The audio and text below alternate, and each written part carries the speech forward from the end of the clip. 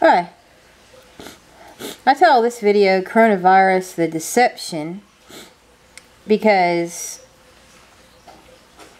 I started out thinking that, and then I decided to back it up and look into things a little more. I have a degree in science, and it's funny, I mentioned to my book editor the other day that I hung on to all my textbooks, and he laughed, "Ha, you'll never look at them again." And here I am, looking at them again. I reference this. I used this one, Microbiology by Prescott, General Microbiology, Robert Boyd. This was a really good one here, Medical Microbiology and Pathophysiology, along with a few good articles online I saw that I'm going to show you.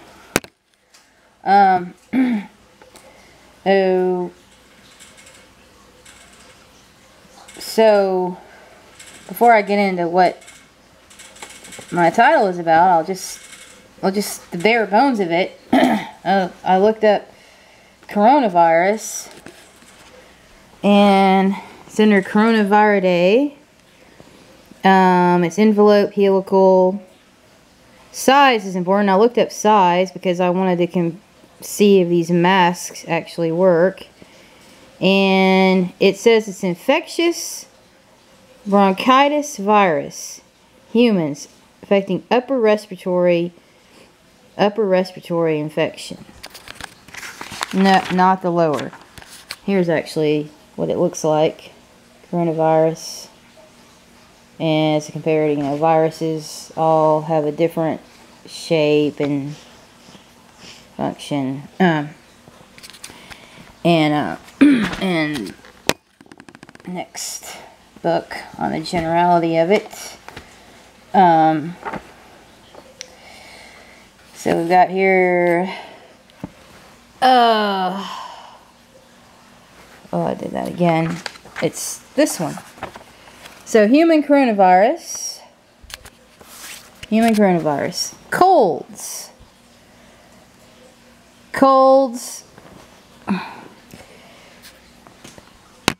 I'll just read this. Colds. Most infections are asymptomatic, meaning having no symptoms. No lower respiratory tract involvement. Method of transmission. Close contact with respiratory secretion. So in other words, not just air. Somebody's probably got a cough, sputum, or cough on you and get something fluid on you. Vaccine, none. Treatment, none specific at the time of this book, which I think was 1972. And roughly, more generalities of this virus. Viruses that affect the respiratory tissue. Because different viruses will affect different tissues, as do bacteria.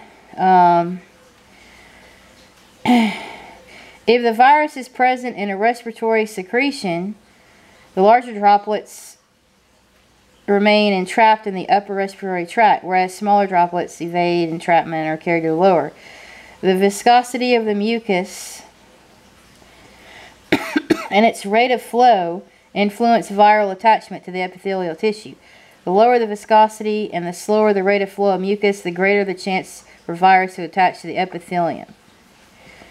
Several viral agents have an affinity for respiratory tissue and include influenza viruses, rhinovirus, respiratory syncytial virus, parainfluenza viruses, and coronavirus. Then they go into, at length, talking about influenza, which is more common and can be more deadly than coronavirus, because, and by the way, somebody mentioned in a comment or something that coronavirus is just a cold virus. Well, actually 50% of colds are caused by the rhinovirus. It's common cold, observed in all age groups. Age groups are important here because what I found in the other book I'm going to read you is that what they're saying the age group is affecting is not accurate according to these textbooks. oops. You know, for instance, influenza can lead to pneumonia, parainfluenza virus, common cold in older children and adults, and infants more serious illness such as bronchitis and croup requiring hospitalization, respiratory syncytial virus, pneumonia, most frequent case of infant pneumonia. I mean, so, and it's just right up there. They label it as a cold, asymptomatic, but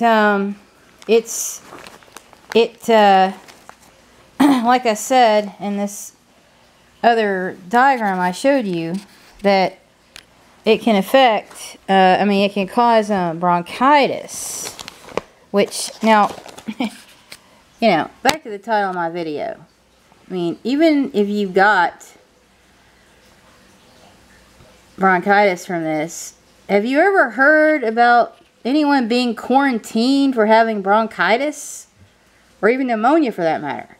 My mom had bronchitis twice, and I think she had pneumonia twice. I know she had pneumonia, I just don't know if it was once or twice. You know, lots of people get bronchitis. I didn't look up those statistics. But, you know, I just think they're... And this isn't like it's a bubonic plague or anything.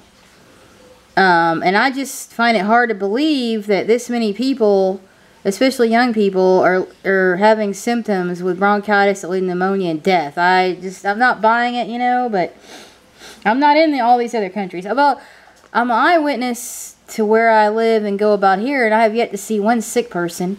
And even in the videos, have you seen anybody with, you know, mucus and excrement coming out? Because that's usually one of the signs of bronchitis. Not just a mask on.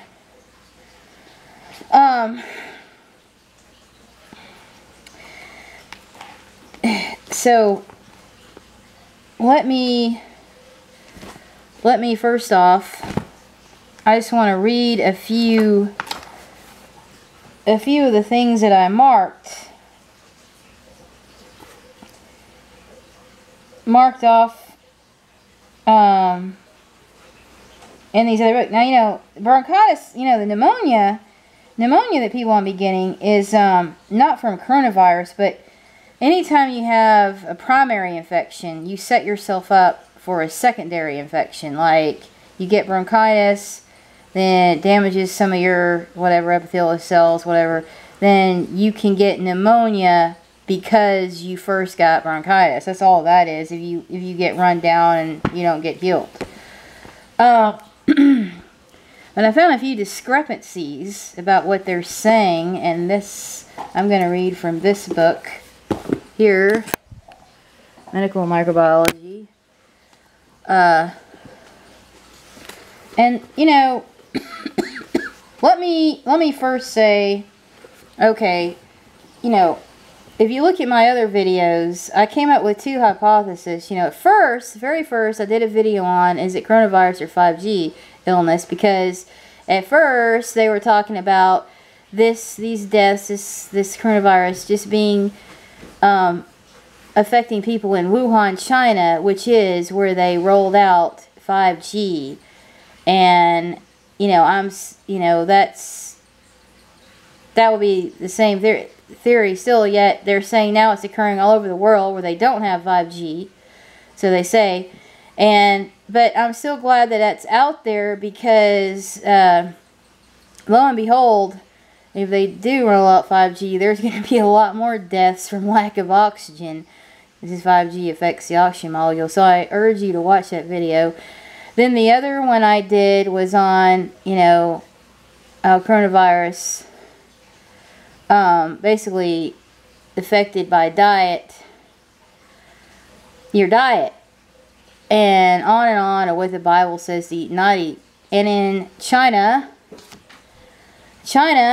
I was shocked to find they eat everything, and you can see this from the 60 minutes video. Journalist goes undercover. I keep cutting off the title. At wet markets in China, where the coronavirus started. Okay, so they have these wet markets over there where they basically they sell everything. They pack bats in cages, squirrel, snake, just all kind of wild animals, and sell them as food. And, you know, they're saying, you know, they think that this coronavirus, because coronavirus, by the way, is, you know, it's also seen in lower animals like avian birds, there's bird coronavirus, bat, rat, mouse, pig, and they say, well, it doesn't jump from bat to human, but it could jump from bat to another animal, then it gets mutated into a human. And yeah, if you look at the wet markets, they have all these wild animals packed in cages on top of each other with drippings are coming down on the other, and I could very well see, and China's very well aware of this, is why the SARS outbreak, China knew right away it was from a wet market. They shut them down. Then they opened them back up, and now China shut them down again because they know good and well, if you watch my video, coronavirus and diet, I have several on that where I go into detail about my dad's book where he wrote, you know, the Creator's diet and how it's backed up by a scientist who did a table and a book on this, you know, everything in the Bible you're told not to eat is actually backed up by science.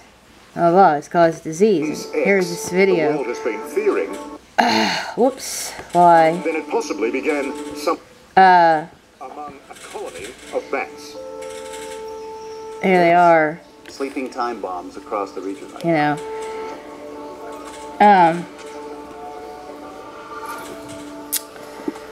And then somehow the virus almost certainly crossed over to humans in so-called wet markets. Wet markets. These are places all over Asia, See that? but particularly China, where wild animals are slaughtered on site and sold for food. Bats. I mean, you don't eat bat. I think this is Mother Nature's revenge. You don't eat any Stephen birds. Galster is an environmental and human rights investigator who's been campaigning for years against Asia's wet markets. Governments throughout the region claim don't eat snake because of the coronavirus pandemic. They're unclean. But here in Bangkok, as you'll see, we're about to go undercover to show that's simply untrue. And while I'm playing that, I'm going to read what I found in the discrepancies out of medical microbiology. Here we go. So, coronavirus group. Members are envelopes. Okay, well, I didn't mean. Skip down here. The human coronavirus, IBV, have been isolated from patients with acute upper respiratory tract illness, primarily through the use of human embryonic, tracheal, and nasal organ cultures. Coronaviruses are known for lower animals, like I said. Avian infectious bronchitis virus, mouse hepatitis virus, transmissible gastroenteritis virus of swine, and probably rat pneumotropic viruses. All things you're not supposed to eat. Especially pig meat. Go watch my other video. Now, the interesting things I got into this book, they have a whole section on coronavirus here, and I marked off some things. This is a newly recognized group of viruses. It includes a human-like viruses, avian infectious bronchitis virus, mouse hepatitis virus, transmissible gastroenteritis virus of swine, and probably rat pneumotropic virus. The human strains have been associated with acute respiratory illness in adults. Okay.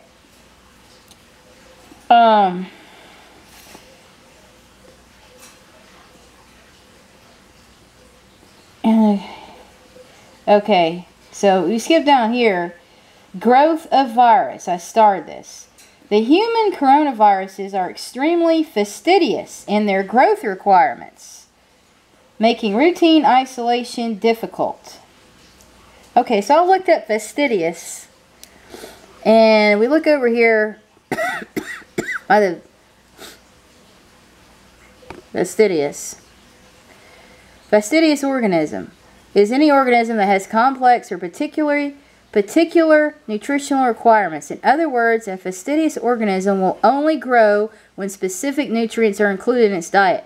The more restrictive term fastidious microorganism is used in microbiology to describe microorganisms that will grow only if special nutrients are present in their culture medium.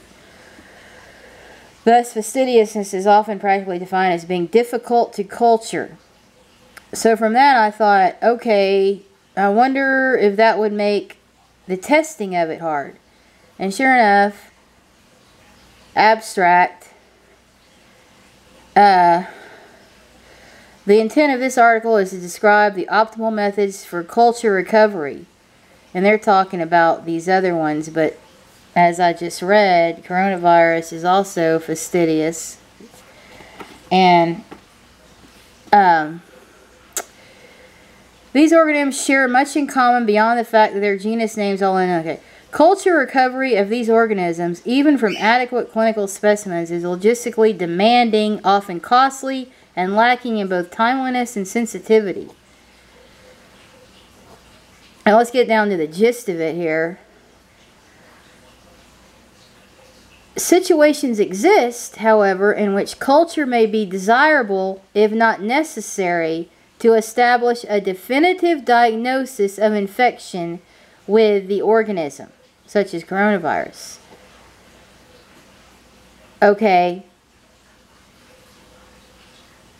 So see, they're saying that it's, it's desirable and usually necessary to definitely say a person has something by being able to culture it, which coronavirus is very difficult to do. So I'm wondering if their test kits are even accurate, which, if you look at all the other tests, for instance, in dogs, I don't think that the heartworm test is accurate. I had a dog that said a heartworm, and it didn't, because I don't think their tests are accurate. Just like they had on the news one day all over here, where these drug tests, side drug tests, are not accurate to the point of just being totally inaccurate, and lawyers are talking about not using them anymore. I mean, so that's just something to think about. And then we go on over here.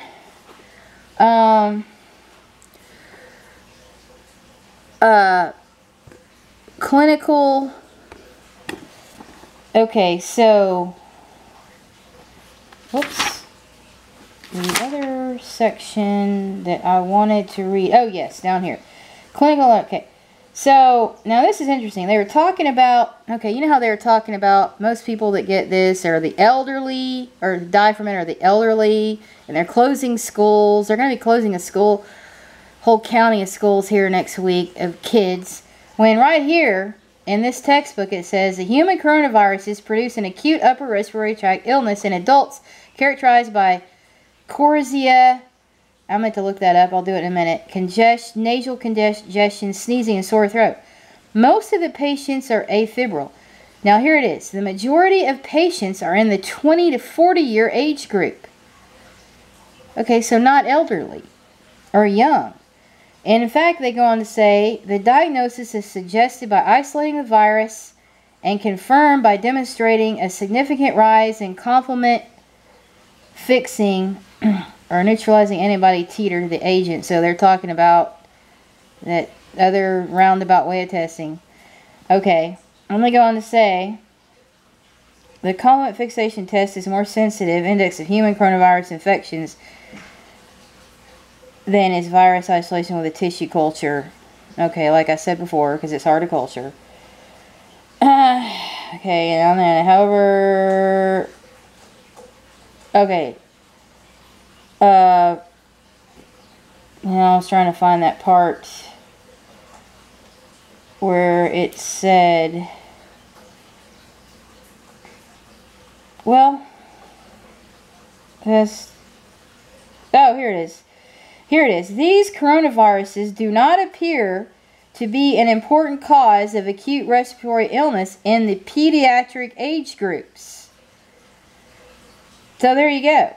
20 to 40 year age group. They don't mention elderly, and they don't mention the very young pediatric age groups.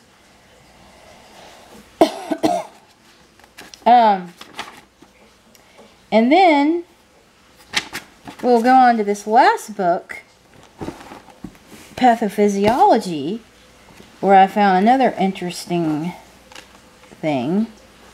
concept here. I hope I can. Okay, this is talking about, yeah, here we go. Let me just, this is something interesting I saw. And here's a schematic of the tracheal epithelial cells are in there. Is that some particulates remain in the lungs for protracted periods while others stay for an intermittent period and are cleared. This seems to depend on a number of factors, such as deposition site, nature of the particulate, and the host resistance. A small number of particulates remains in the lungs indefinitely. Those such as asbestos, silica, and carbon may stimulate fibroblast proliferation, and over time this can create severe restrictive pulmonary disease. Carbon, where have we seen that? Well, if you go and watch my other videos on Homeland Security Infusion Centers, which is part 2 of the other one, weather weapons and Homeland Security, where Homeland Security owns the weather, and they are increasing hurricanes, making it rain, doing all kind of stupid things, out of control. And one thing they use a lot is black carbon dust. Black carbon dust in the sky to increase hurricanes, strength, make it rain, blah, blah, blah. Just a side note, not good for the lungs. You might want to call Homeland Security. I mean, I complain about them all the time, but no one else seems to say anything. They're just taking over. And then if we go over here to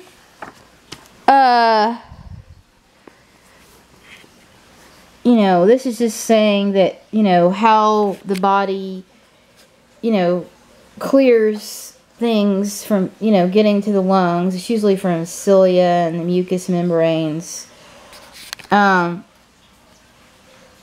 we go over here to bronchitis, acute obstructive airway disease is dependent on the epidemic nature of the condition. Acute bronchitis, which is what you see, they're saying people get with this, and I guess you could, is a common condition. Common conditions don't require quarantines caused by infection and inhalants. So, here we go. Caused by infections or inhalants. Now, if you look at all the chemtrailing, and no, I had a doctor buy a dog for me, and I know she was a doctor because I had to call her, check her reference. And she confirmed to me that they are doing this because she's run blood tests on people, picking up high levels of aluminum, strontium, and barium from the sky. And God knows what else. And, you know, just a side note. Just like you can get pneumonia, my other video that I did on 5G, you know, coronavirus or 5G illness, is when I looked up pneumonia. And pneumonia can actually be caused by just that. Things, inhalants. The most common infectious causes of acute bronchitis include influenza viruses. Influenza viruses, adenovirus, rhinovirus in the organism, and then, of course, you know, they don't even mention coronavirus. Increased mucus secretion, bronchial swelling, dysfunction of the cilia lead to increased resistance to expiratory airflow, usually resulting in some air trapping on expiration. Bronchitis causes cough and production of large amounts of usually, here we go, large amounts of usually purulent mucus with associated wheezing if there is significant air obstruction. Now, what were they saying was happening in Wuhan, China? That they had a dry cough. A dry cough. Bronchitis causes all this pus and purulent. Look that word up. Coughing that produces purulent material may indicate a superimposed bacterial infection if the underlying etiology was viral. So, look, now, lastly, I forgot to look that one word up I saw over here. But that's okay because I don't know. Oh, I think it was over here. But I found this one article that I wanted to show. 10 herbs that kill viruses. And I jotted these down. I jotted them down. You might want to watch this video. White horehound. Colds, bronchitis, relaxes the muscles, decrease mucus. Sage, anti-inflammatory, antimicrobial, sore throats. Andrographis, treatment infections, cold for nasal.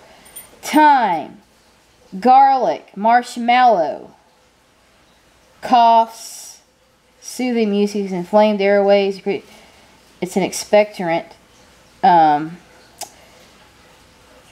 Peppermint relaxes muscles, breathe easier, and it's antihistamine. Licorice root expels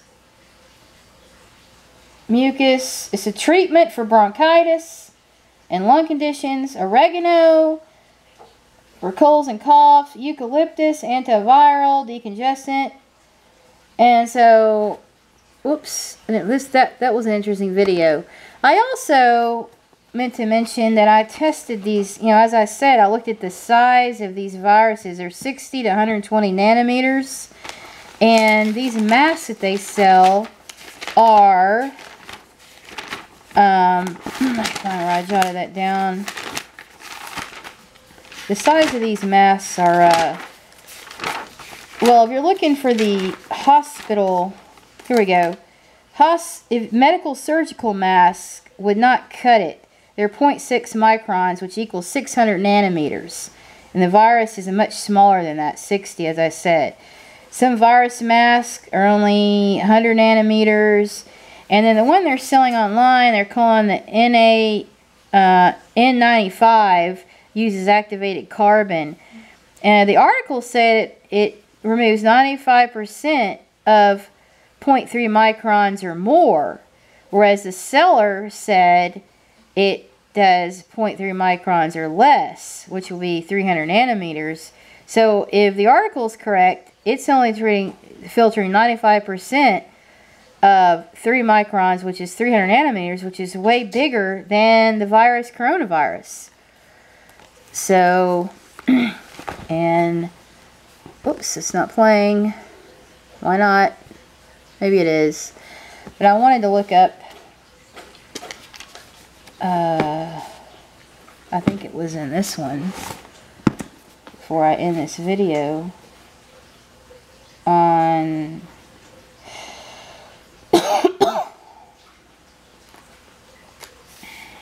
oh, I don't think, but that's, what is this? I think it just got stuck. But that's about all I had to say on that. Over and out.